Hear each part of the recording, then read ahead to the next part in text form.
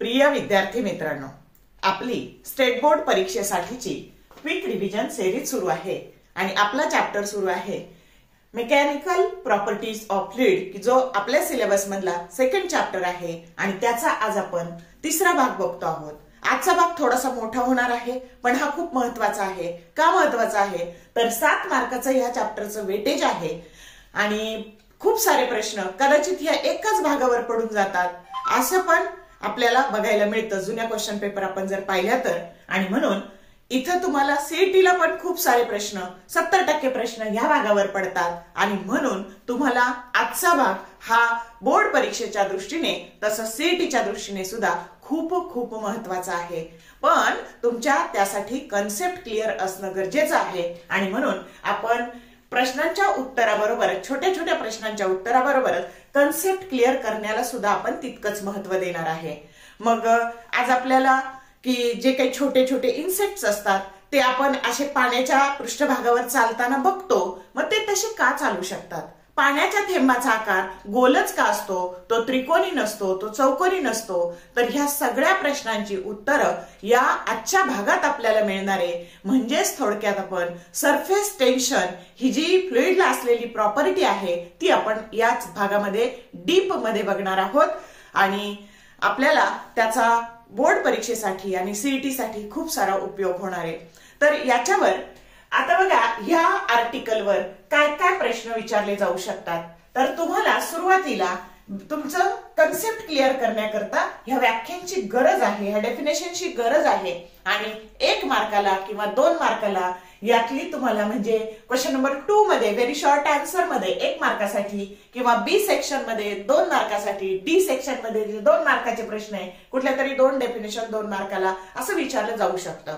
आणि म्हणून आपण आधी ह्या डीपली ह्या सगळ्या कन्सेप्ट सह ह्या डेफिनेशन्स आपण बघणार आहोत आणि मग आपण ह्या ऍक्च्युअल कन्सेप्ट कडे जाणार आहोत। मग प्रश्न असा विचारला जाईल बघा, डिफाइन इंटरमॉलिक्युलर फोर्स। त्या इंटरमॉलिक्युलर फोर्सचे 2 प्रकार आहेत। परत define cohesive force, define adhesive force, define range of molecular force, त्यानंतर define sphere of influence, define surface field आणि define free surface of a liquid. असे सगळे प्रश्न तुम्हाला त्याच्यावर विचारले जाऊ शकतात। तर आपण एक एक बघू। खूप सोप्या आहेत बाळांनो ह्या डेफिनेशन, पण त्या शॉर्टकटने कशा लक्षात ठेवायच्या ते पण मी तुम्हाला आता इथे सांगते। आता कुठलाही जो पदार्थ असतो हा मॉलिक्युल्सचा बनलेला असतो। समजा हा पाणी आहे तर असे 2 मॉलिक्युल्स आहेत वॉटरचे। आता ह्या मॉलिक्युल्स मध्ये नेहमी फोर्स ऑफ अट्रॅक्शन असतो। काय असतो? फोर्स ऑफ अट्रॅक्शन असतो आणि म्हणून इंटर म्हणजे मध्ये कोणाच्या? मॉलिक्युल मधला आणि म्हणून इंटर मॉलिक्युलर फोर्स। मग काय बघा, the force of attraction between the 2 molecules of a substance or 2 molecules of a fluid is called as intermolecular force. Understood? काय? The force of attraction between the 2 molecules of a substance is called as or a fluid तुम्ही काही म्हणू शकता is called as intermolecular force. आता हा force कसा असतो तर हा खूप कमी अंतरावर इफेक्टिव्ह असतो आणि जेव्हा फोर्स कमी अंतरावर इफेक्टिव्ह असतो तेव्हा त्याला म्हणायचं शॉर्ट रेंज फोर्स। मग हा फोर्स कसा आहे? Intermolecular force. It is a short range force and it is effective over a very small distance and that distance is 10⁻⁹ metre. बघा 10ची पॉवर निगेटिव्ह वाढत चालली की किंमत कमी कमी होत जाते आणि म्हणून 10ची -9 पॉवर आहे म्हणजे किती कमी अंतरावर तो इफेक्टिव्ह आहे। Understood? I repeat, intermolecular force, the force of attraction between the molecules of the substance or molecules of a fluid is called as intermolecular force. It is a short range force. It is effective over a very small distance and that distance is 10⁻⁹ meter. Understood? आता त्याचे 2 प्रकार पडतात, cohesive force आणि ऍडेसिव्ह force. मग आता बघा जर same molecules आहे, वॉटर किंवा ग्लासचे 2 मॉलिक्युल, एअर चे मॉलिक्युल, सेम मॉलिक्युल्स म्हणजे एकाच पदार्थाचे 2 मॉलिक्युल्स त्याच्यामधला जो फोर्स ऑफ अट्रॅक्शन आहे त्याला कोहेसिव्ह असं म्हणायचं. शॉर्टकट कसा लक्षात ठेवायचा, तर तुम्हाला कम्प्युटर सायन्स विषय असतो बघा, CS, कोहेसिव्ह फोर्स सेम पदार्थामधला. राहील ना लक्षात? तुमचं काय होतं, कन्फ्युजन होतं, तुम्ही न समजता पाठ करता, मग कुणी म्हणतं सेम मधलं, कुणी म्हणतं डिफरंट मधलं. तसं नाही करायचं, काहीतरी शॉर्टकट घेऊन कन्सेप्ट लक्षात ठेवायची. मग तुम्हाला कम्प्युटर सायन्स विषय आहे आणि म्हणून CS म्हणजे कोहेसिव्ह फोर्स आणि सेम सबस्टन्स मधला. मग आता बघा, the force of attraction between the two molecules of A same substance is called as a cohesive force. मग दोन वॉटर मॉलिक्युल मधला फोर्स, दोन ग्लास मॉलिक्युल मधला फोर्स, दोन एअर मॉलिक्युल मधला फोर्स, हा कोणत्या प्रकारचा फोर्स आहे, कोहेसिव्ह फोर्स आहे. समजलं? आता अडहेसिव्ह फोर्स, मग सेम झालं मग डिफरंट. आता इथं बघा, हे ग्लास आहे, याचे पण मॉलिक्युल्स आहेत आणि हा ग्लास मॉलिक्युल आणि वॉटर मॉलिक्युल यांच्यामधला जो फोर्स ऑफ अट्रॅक्शन आहे हा अडहेसिव्ह आहे. मग आता इथं बघा, ग्लास आणि वॉटर किंवा एअर आणि वॉटर याच्यामधला जो फोर्स आहे, मग आता जसं CS लक्षात ठेवलं तसं AD लक्षात ठेवायचं. Adhesive force different molecules. समजलं का? CS आणि AD असे शब्द लक्षात ठेवायचे. मग आता बघा, the force of attraction between the two molecules of A different substance, दोन वेगवेगळ्या मॉलिक्युल्स मधला. For example, water and glass molecule, water and air molecule, glass and air molecule, दोन वेगवेगळे घ्यायचे आणि त्याच्यामधला जो फोर्स ऑफ अट्रॅक्शन आहे त्याला म्हणायचं अडहेसिव्ह फोर्स. समजतंय? आता पुढची कन्सेप्ट शिकायची आपल्याला, रेंज ऑफ मॉलिक्युलर फोर्स. आता बघा, हा जो मॉलिक्युलर फोर्स आहे त्याचा रेंज ऑफ मॉलिक्युलर फोर्स, हा पहिला मॉलिक्युल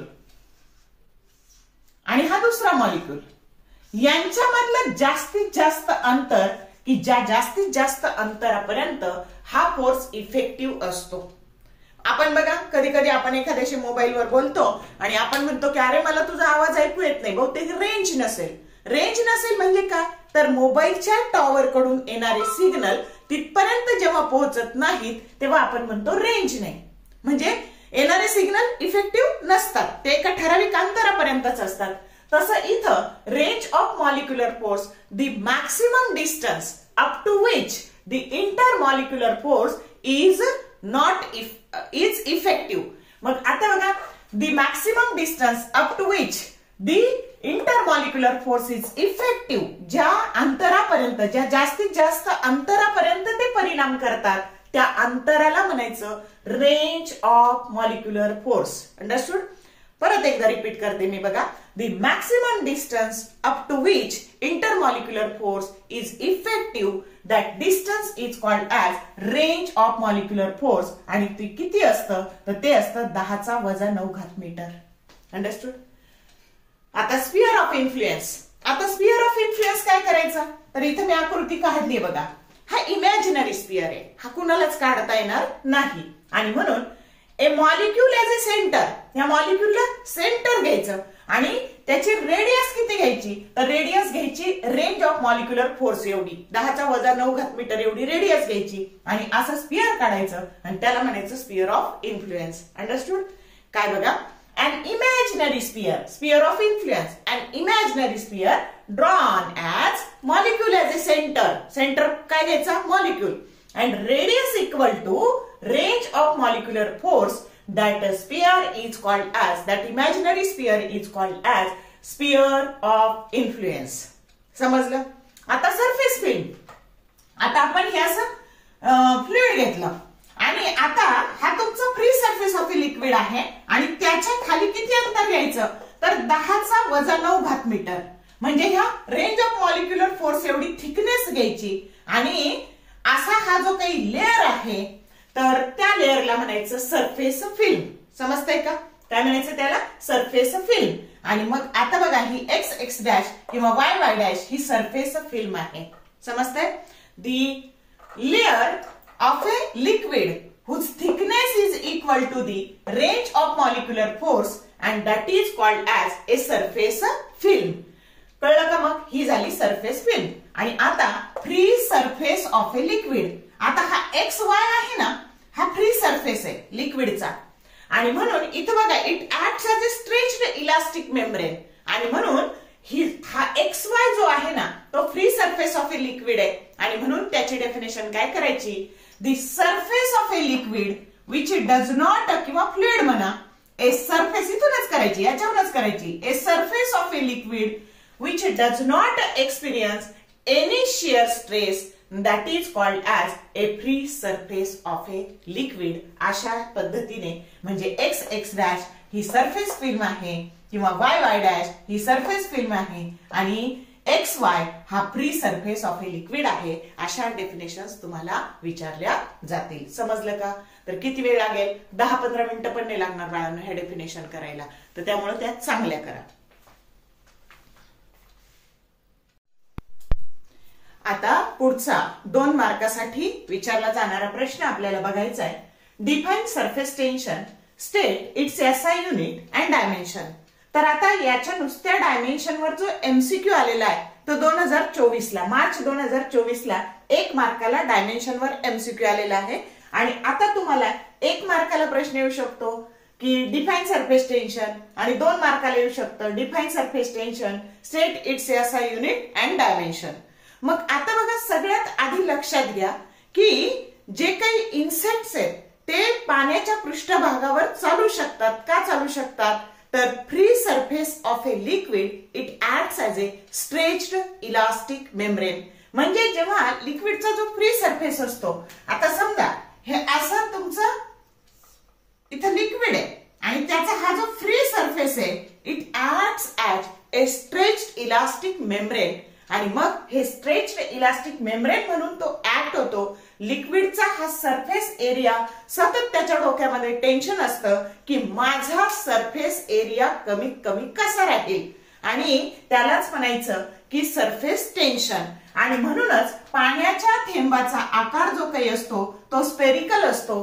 का? तर ज्या सगळ्या आकृत्या आहेत की समजा त्रिकोण असेल, चौकोन असेल, हेक्सागॉन असेल, स्पियर असेल, तर या सगळ्यामध्ये हा जो स्पियर आहे त्याला लिस्ट सरफेस एरिया असतो म्हणून पडणारा पाण्याचा थेंब हा स्पेरिकल असतो. कळलं का? हे दोन्हीचे कारण की लिक्विडच्या सरफेसवर इन्सेक्ट का चालू शकतात तर त्याच्या डोक्यावर सतत टेन्शन असतं की माझा हा जो सरफेस एरिया आहे हा कमीत कमी कसा राहील आणि तो कमी राहण्याकरता it acts as a stretched elastic membrane and so the insects can walk on the free surface of a liquid. आणि पाण्याच्या थेंबाचा आकार गोलाकारच का असतो तर सरफेस एरिया हा स्पियरचा लिस्ट असतो आणि म्हणून the drop of a water that is always spherical in shape. मिळाली का ह्या 2 प्रश्नांची उत्तरं तुम्हाला?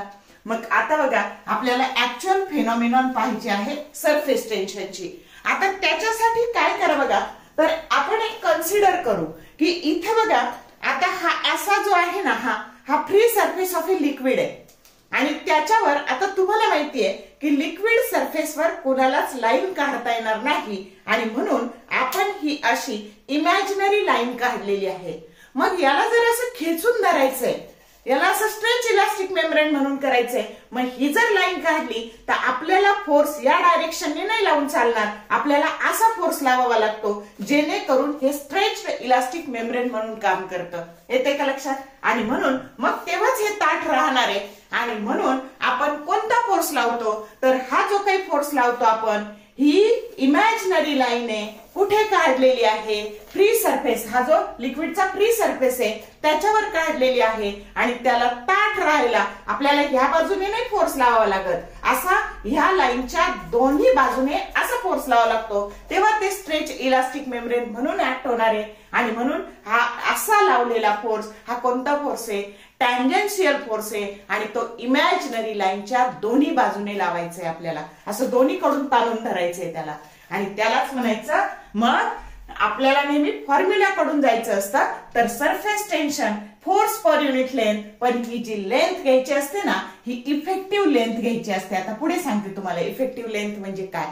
तर मग आता बघा कळलं का? मग हा जो इथं काढलेला हे जे लिक्विड होतं त्याचा हा गोलाकार सरफेस आहे हा असा, त्याच्यावर आपण ही PQ ही इमॅजिनरी लाईन काढली की जिची लेंथ L आहे आणि तिला असं टाईट करायचं असेल तर आपल्याला ह्या डायरेक्शनने टँजेन्शियल फोर्स लावावा लागतो आणि हा टँजेन्शियल फोर्स पर युनिट लेंथ म्हणजेच तिथं असलेलं सरफेस टेन्शन असतं.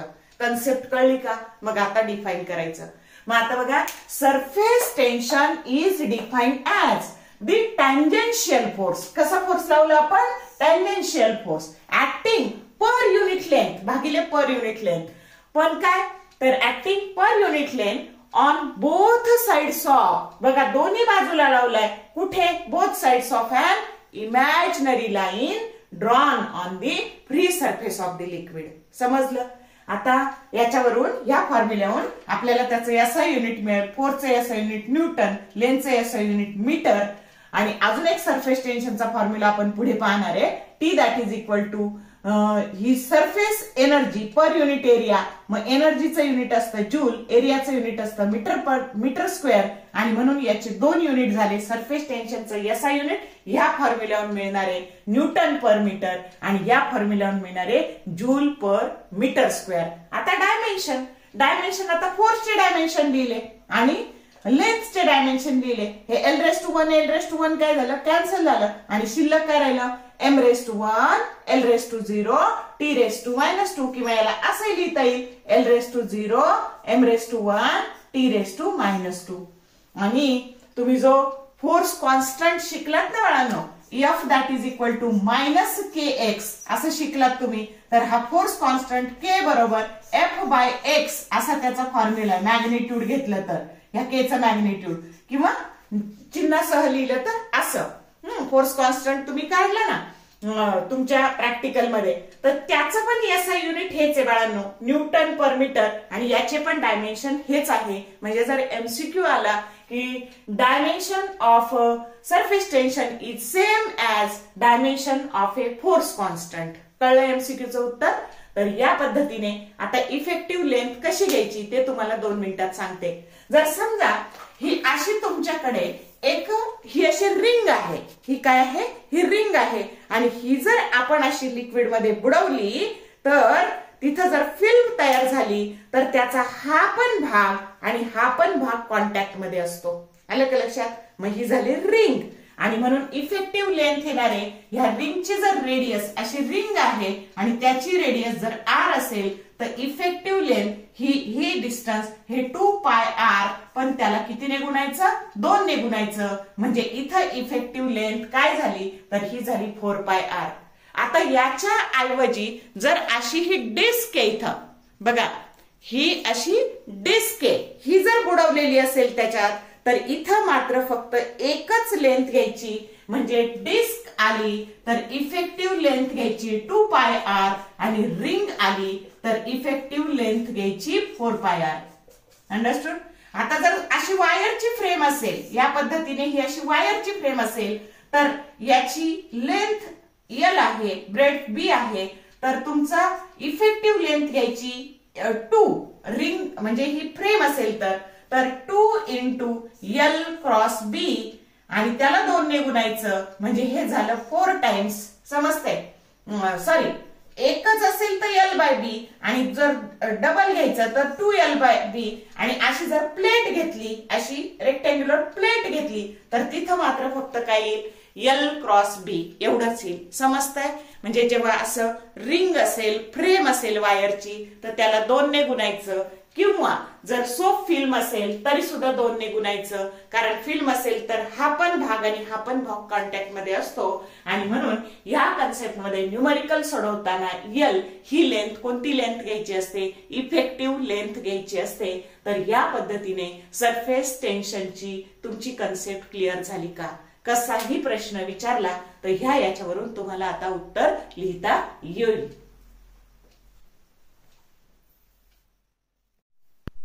आता नेक्स्ट क्वेश्चन आहे बघा. 2024 ला, फेब्रुवारी 2024 ला 3 मार्काला प्रश्न आला होता. Define surface energy and obtain the relation between surface tension and surface energy. मग पैकी 1 मार्क ह्या डेफिनेशनला आणि 2 मार्क ह्या डेरिव्हेशनला आहे.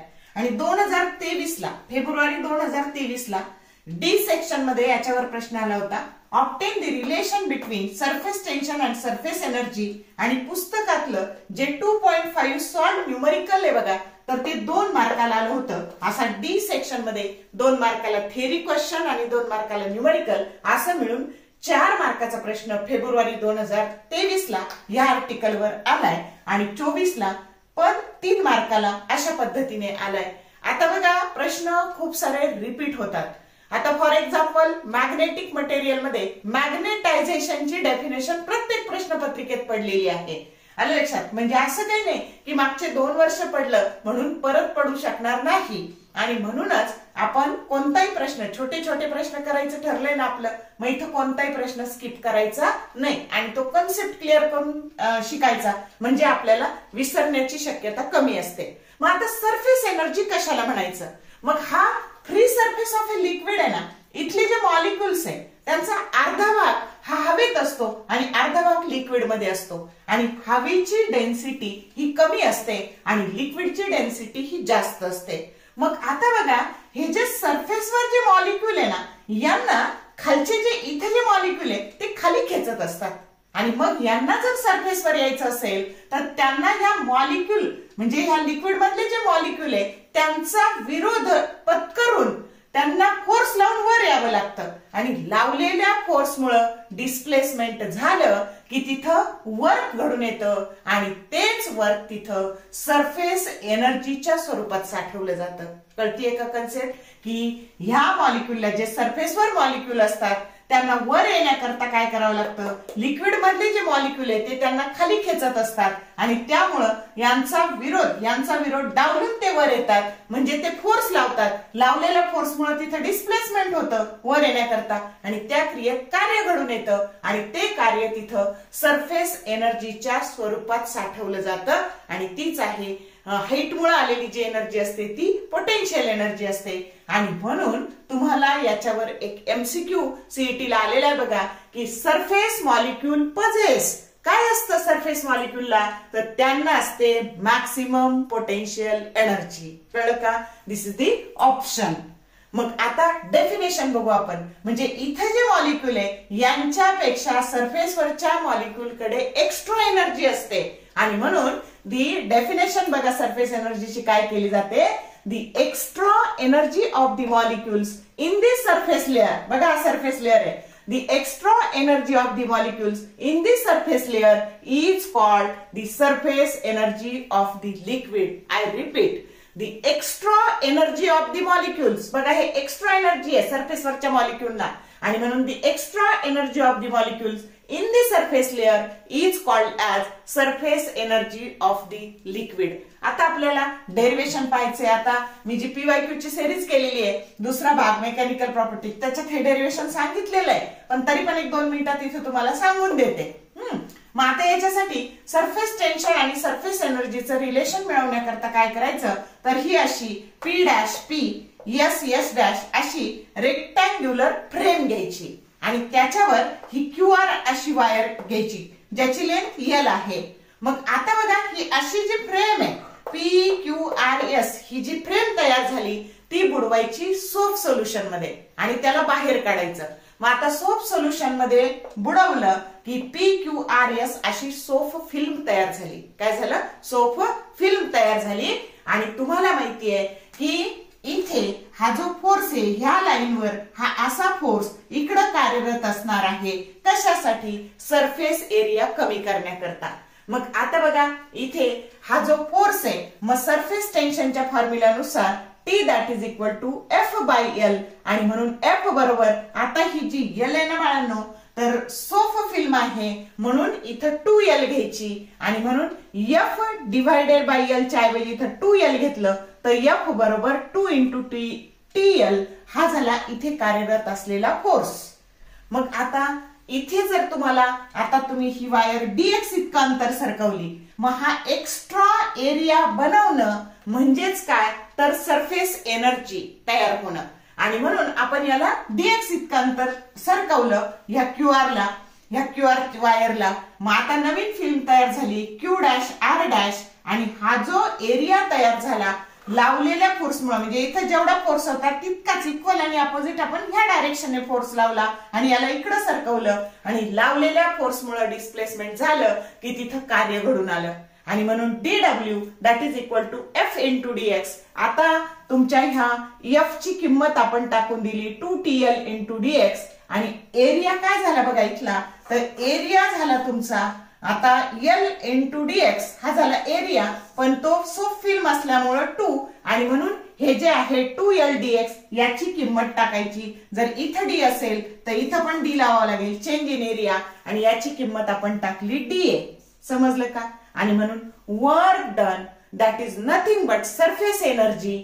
हेच वर्क डन इथं कशाच्या स्वरूपात साठवलं जातं? पोटेन्शियल एनर्जीच्या. आणि ती पोटेन्शियल एनर्जी म्हणजेच काय? तर सरफेस एनर्जी. आणि म्हणून dW बरोबर T into DA, and T that is equal to dW divided by DA. आणि म्हणून surface tension that is equal to surface energy per unit area.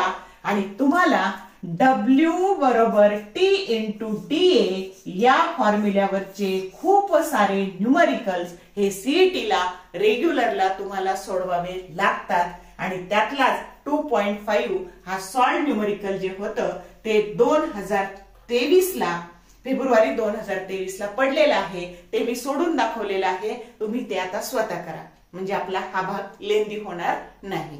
Okay.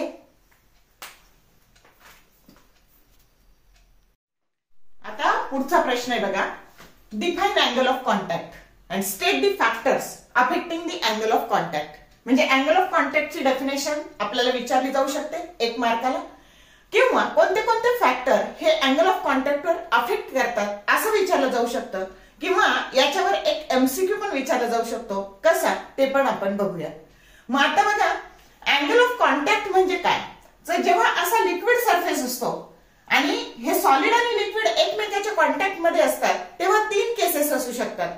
दिलेलं लिक्विड दिलेल्या सॉलिडला चिकटत असेल तर, means the given liquid wets completely to the given solid, अशी केस असू शकते. त्याच्यानंतर given liquid wets the given solid partially, दिलेले लिक्विड दिलेल्या सॉलिडला पार्शियली चिकटत असेल. आणि तिसरी case, the given liquid does not wet the given solid. मग अशा 3 केसेस बघा. आता जेव्हा प्युअर वॉटर आणि ग्लास हे एकमेकाच्या कॉन्टॅक्ट मध्ये असतात, तेव्हा दिलेलं लिक्विड दिलेल्या सॉलिडला पूर्णपणे चिकटतं. मग जेव्हा केरोसिन आणि ग्लास असतं तर दिलेलं लिक्विड दिलेल्या सॉलिडला पार्शियली चिकटतं. आणि जेव्हा मर्क्युरी आणि ग्लास एकमेकाच्या कॉन्टॅक्ट मध्ये असतात तर दिलेलं सॉलिड दिलेल्या लिक्विडला अजिबातही चिकटत नाही, does not wet the solid. अशा 3 केस आहेत. मग जेव्हा ते पार्शियली चिकटतं ना, तर हा लिक्विड सरफेस असा कॉन्केव्ह असतो. जेव्हा चिकटत नाही ना, तेव्हा तो कॉन्व्हेक्स असतो. आणि जेव्हा पूर्णपणे चिकटतो तेव्हा असा सरफेस हा प्लेन असतो. या 3 केसेस झाल्या. मग आता बघा, आपल्याला angle of contact he concept शिकायची आहे. मग आता टँजंट काढायची. कुठे काढायची? तर हा लिक्विडचा जो फ्री सरफेस आहे तिथं काढायची. पण कुठे काढायची? तर ऍट दी पॉइंट ऑफ कॉन्टॅक्टला काढायची. आलं का लक्षात? मग हा लिक्विड सरफेस जो आहे तर ह्या पॉइंट ऑफ कॉन्टॅक्टच्या तिथून अशी लिक्विड सरफेसला जाणारी टँजंट काढायची. आणि कुठून मोजायचा? तर 2 अँगल तयार होतात. बघा, इथं ही अशी केस असेल तर हा एक अँगल तयार होतो आणि हा एक अँगल तयार होतो. पण आपल्याला अँगल कुठून मोजायचा? तर मेजर इनसाइड द लिक्विड, लिक्विडच्या साइडने मोजायचा. आणि मग आता हा अँगल कसा दिसतो? हा अॅक्यूट दिसतो.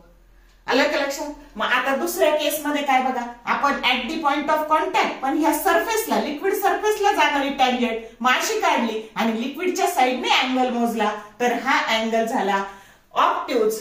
मग दिलेलं लिक्विड दिलेल्या सॉलिडला पार्शियली चिकटत असेल तर हा थीटा असतो अॅक्यूट, चिकटत नसेल तर हा असतो ऑब्ट्यूज, आणि पूर्णपणे चिकटत असेल तर ही झाली at the point of contact tangent काढली. तर इथे ते दोन्ही एका डायरेक्शनने, म्हणजे थीटा काय झाला तर 0 झाला. मग आता ह्या 3 cases, kerosene in contact with glass, mercury in contact with glass, pure water in contact with glass, थीटाचे अँगल ऑफ कॉन्टॅक्टची व्हॅल्यू असते 26 डिग्री, इथं असते 140 डिग्री आणि इथं असते 0 डिग्री. तर याच्यावर MCQ आलेला आहे बघा. तर याच्यावर MCQ आलेला आहे. आता 3 असे MCQ येऊ शकतील. काय? दिलेलं लिक्विड दिलेल्या सॉलिडला पार्शियली चिकटत असेल, थीटा किती असतो तर अॅक्यूट असतो.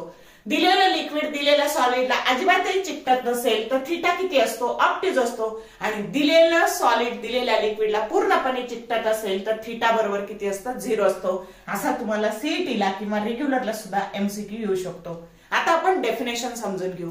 काय बघा, the angle of contact theta between liquid and a solid surface. कशा कशा मधला अँगल आहे हा? हे लिक्विड आणि सॉलिड सरफेस. समजतंय? लिक्विड अँड सॉलिड सरफेस याच्यातला अँगल आहे is defined as the angle between. हा अँगल आहे कशातला? The tangent drawn to the free surface of. Tangent कुठे काढायची? Free surface of a liquid. The tangent drawn to the free surface of a liquid and surface of solid. बघा surface of solid पण कुठे? At the point of contact. बघा इथे हा शब्द खूप महत्वाचा आहे. काय? At the point of contact. आणि कुठून मोजायचं? मेजर्ड. बघा इकडून मोजला आपण. हा नाही अँगल घ्यायचा. Measured inside liquid. लिक्विड मध्ये मोजायचा. मेजर्ड इथं पण या केस मध्ये हा एक अँगल आहे. हा पण आपण इकडून मोजणार आहे. म्हणजे मेजर्ड इनसाइड लिक्विड आणि त्याला म्हणायचं अँगल ऑफ कॉन्टॅक्ट किंवा measured with in the liquid. समजली डेफिनेशन? काय? The angle of contact theta between the liquid and solid surface is defined as the angle between tangent drawn to the free surface. कुठे काढली tangent? Tangent drawn to the free surface of a liquid at the point of contact measured within the liquid. समजली definition? आता factors बघा. आता हे nature, यांचं nature, तुमचं जे सॉलिड लिक्विड एकमेकाच्या कॉन्टॅक्ट मध्ये त्यांचं नेचर कसं आहे त्याच्यावर अँगल ऑफ कॉन्टॅक्ट डिपेंड असतो. अजून एक गोष्ट तुमच्या पुस्तकात नाही दिलेली पण याच्या वरती या लिक्विड सरफेसच्या वरती कोणतं मीडियम प्रेझेंट आहे त्याच्यावर सुद्धा अँगल ऑफ कॉन्टॅक्ट डिपेंड असतो. त्याच्यानंतर इम्प्युरिटी. तुमच्या या लिक्विड मध्ये जर इम्प्युरिटी असतील तर अँगल ऑफ कॉन्टॅक्ट बदलतो आणि म्हणून इम्प्युरिटी इन द लिक्विड. आणि तिसरी गोष्ट टेम्परेचर ऑफ लिक्विड. या लिक्विडचं टेम्परेचर किती आहे? आता अजून एक एमसीक्यू काय विचारला जाऊ शकतो? As a temperature increases. बघा मी वर जाणारा एरो काढला. Angle of contact decreases. कळलं का? असं लक्षात ठेवायचं. Temperature increases, angle of contact decreases. याच्यावर एमसीक्यू येऊ शकतो सीईटीला किंवा रेग्युलरला. तर असा हा छोटासा प्रश्न या पद्धतीने अशी टप्प्याटप्प्याने डेफिनेशन पाठ करायची आणि कमी वेळात कन्सेप्ट क्लिअर करायची. रेग्युलरचा अभ्यास करता करता सीईटीचे पॉइंट पण पाहायचे म्हणजे मग आपल्याला सोपं जाईल तेव्हा नंतर.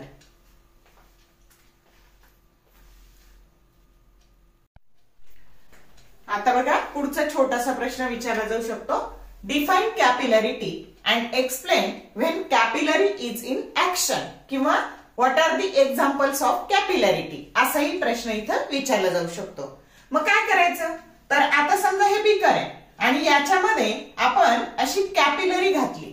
मग कॅपिलरी डिप केली आणि दोन केसेस आहे. आता दिलेलं लिक्विड दिलेल्या सॉलिडला चिकटतं आणि दिलेलं लिक्विड दिलेल्या सॉलिडला चिकटत नाही. अशा दोन वेगवेगळ्या केसेस आहे. मग आता फॉर एक्झाम्पल पाणी आणि glass, water and glass he pair घेतली आणि इथं मर्क्युरी अँड ग्लास अशी पेअर घेतली. मग आता दिलेलं लिक्विड दिलेल्या सॉलिडला जर चिकटत असेल तर कॅपिलरीच्या आतमध्ये हे लिक्विड वर चढतं आणि हा जो सरफेस असतो ना हा कॉन्केव्ह असतो. आणि दिलेलं लिक्विड दिलेल्या सॉलिडला चिकटत नसेल तर ह्या कॅपिलरी मध्ये लिक्विड लेवल ही आहे त्या लेवल पेक्षा खाली येते आणि लिक्विड सरफेस हा कसा असतो? कॉन्व्हेक्स असतो. मग आता बघा ही कॅपिलरीच्या आतमध्ये पाणी वर चढण्याची प्रक्रिया किंवा खाली येण्याची प्रक्रिया याला म्हणायचं कॅपिलॅरिटी. काय म्हणायचं? कॅपिलॅरिटी. मग आपल्याला त्याची डेफिनेशन करायची बघा. तर दी फेनॉमिनॉन ऑफ, ही फेनॉमिनॉन आहे कशाची? The phenomenon of rise or fall of a liquid कुठे? Inside a capillary. I repeat, the phenomenon of rise or fall of a liquid inside a capillary when capillary is dipped inside the liquid. He capillary या liquid मध्ये जेव्हा आपण deep करू तेव्हा हे पाणी वर चढण्याची किंवा कॅपिलरीच्या आतमध्ये किंवा खाली उतरण्याची जी प्रक्रिया आहे त्याला म्हणायचं कॅपिलॅरिटी. एक मार्काला डेफिनेशन येऊ शकते तुम्हाला. मग आता त्याचे एक्झाम्पल्स आहे किंवा कधी ऍक्शन मध्ये असतं तर आपण संध्याकाळी किंवा सकाळी पूजा केल्यानंतर देवापुढे दिवा लावतो. मग त्या दिव्यामध्ये जी वात असते ना तर त्याच्यामध्ये जे तेल पुढे पुढे जातं तर ती कॅपिलॅरिटीची फेनॉमिनॉन आहे. Oil rises up the wick of a wick म्हणजे वात, विक ऑफ ए लॅम्प. त्या दिव्याची जी वात आहे त्याच्या थ्रू तेल असं वरवर पुढे जातं. मग हे पहिलं एक्झाम्पल आहे किंवा when capillarity is a action असं म्हटलं तर हे पॉइंट्स लिहायचे. मग आता बघा क्लॉथ रॅप, सॉक्स वॉटर, जेव्हा तुमच्याकडे फरशीवर पाणी सांडतं तुम्ही त्याला फडक्याने पुसून घेता म्हणजे ते पाणी ऍब्सॉर्ब करतं, मग ते सुद्धा पाणी वरच सांडतं ना, आणि म्हणून क्लॉथ रॅप, सॉक्स वॉटर हे दुसरं. किंवा आपण आंघोळ केल्यावर आपलं जे अंग पुसतो तर ते पण टॉवेलने पुसतो, तर ते सुद्धा कशाचं उदाहरण आहे, ते पण कॅपिलरिटीचं उदाहरण आहे. Towel, socks, water. त्याच्यानंतर water rises up the crevices of the rocks. अशी खडकं असतात बघा, त्या खडकांमध्ये जी भेग असते त्याच्यातून जे पाणी बाहेर येते ना ते सुद्धा कॅपिलरिटीचं एक्झाम्पल आहे. त्याच्यानंतर sap and water rises up the most of the leaves in tree. म्हणजे झाडाची जी पानं असतात तर तो खालून मुळाकडून येणारा जो रस असतो त्याला सॅप असं म्हणतात, तर तो सुद्धा त्या पानांपर्यंत कोणत्या फेनॉमिनाने जातो, कॅपिलरिटीच्या फेनॉमिनाने जातो. आणि ब्लॉटिंग पेपर ऍब्सॉर्ब इंक. जर आपण शाई पेनने लिहित असू आणि जर शाई सांडली तिथं तर तिला जर ऍब्सॉर्ब करायची असेल तर ब्लॉटिंग पेपर वापरतात. तिथं सुद्धा कोणती फेनॉमिनॉन असते, कॅपिलरिटीची फेनॉमिनॉन असते. तर असा 2 मार्काला प्रश्न एक तर नुसत्या याच्यावर येऊ शकतो, अर्ध्या मार्काला एक या पद्धतीने जर आलं तर 4 एक्झाम्पल्स लिहायचे, आणि जर डेफिनेशन आली तर 1 मार्काला डेफिनेशन लिहायची. समजतंय का? मग या पद्धतीने असे छोटे छोटे प्रश्न विचारले जातात. आता आपण थोडासा कन्सेप्ट पाहणार आहे. काय बघा, तर excess pressure across the free surface of a liquid. मग आता एक्सेस प्रेशर काढायचंय आपल्याला फ्री सरफेस ऑफ लिक्विड साठी. मग जर लिक्विड सरफेस प्लेन असेल, pure water in contact with glass, तर ए आणि बी पॉइंट आहे. मग आता ए हा लिक्विड मध्ये आणि ए हा एअर मध्ये आहे, मग दोन्हींचंही प्रेशर सेम असतं. जर हा सरफेस प्लेन असेल ना तर अपवर्ड प्रेशर आणि डाऊनवर्ड प्रेशर इक्वल असतं.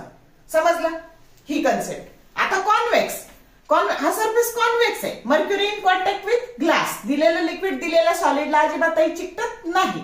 मग नेहमी लक्षात ठेवायचं कॉन्केव्ह बाजू जी असते ना, मग कॉन्केव्ह बाजूवरचं प्रेशर हे नेहमी ग्रेटर असतं.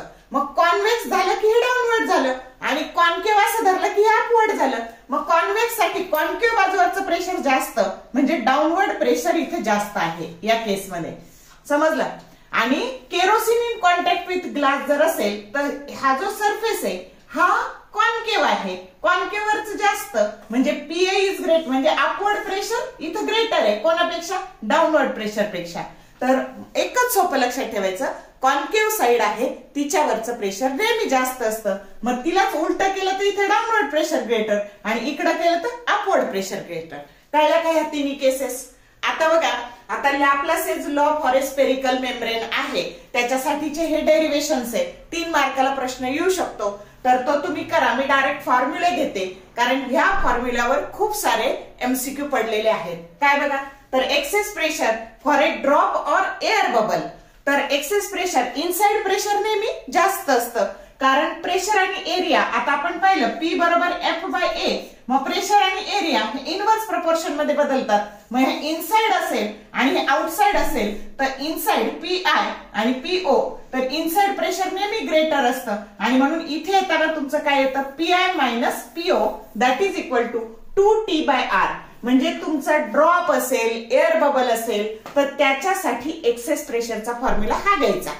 त्याच्यानंतर सोप बबल असेल तर एक्सेस प्रेशर याला 2 ने मल्टिप्लाय करायचं, तर इथे येतं 4T/R येतं. समजलं का? मग हे 2 फॉर्म्युले नीट लक्षात ठेवा. त्याच्यानंतर सरफेस टेन्शनचा फॉर्म्युला, याच्यासाठी 3 मार्काला डेरिव्हेशन येऊ शकतं. 2 प्रकारे डेरिव्हेशन आपण ऑब्टेन करतो आणि जर नाही केलं आपण तर ऍटलिस्ट सरफेस टेन्शनचा फॉर्म्युला लर्न करा. Surface tension that is equal to HR ρg divided by 2 cos of theta. आणि याच्यावरून ह्या फॉर्म्युल्यावरचं गणित H1R1 that is equal to H2R2. म्हणजे फॉर एक्झाम्पल तर असं बीकर आहे आणि याच्यामध्ये आपण ही अशी कॅपिलरी डिप केली, आलं लक्षात?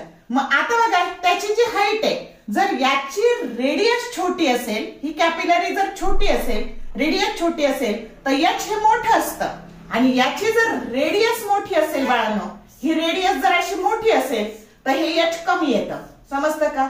म्हणजे H जर मोठं असेल तर R छोटं आणि H छोटं असेल तर R मोठं. समजलं का? आणि म्हणून H1R1 that is equal to H2R2 याच्यावरचा न्यूमरिकल चांगले करून ठेवा. तुमच्या धड्याखाली पण आहे, त्याची चांगली प्रॅक्टिस करा. समजलं.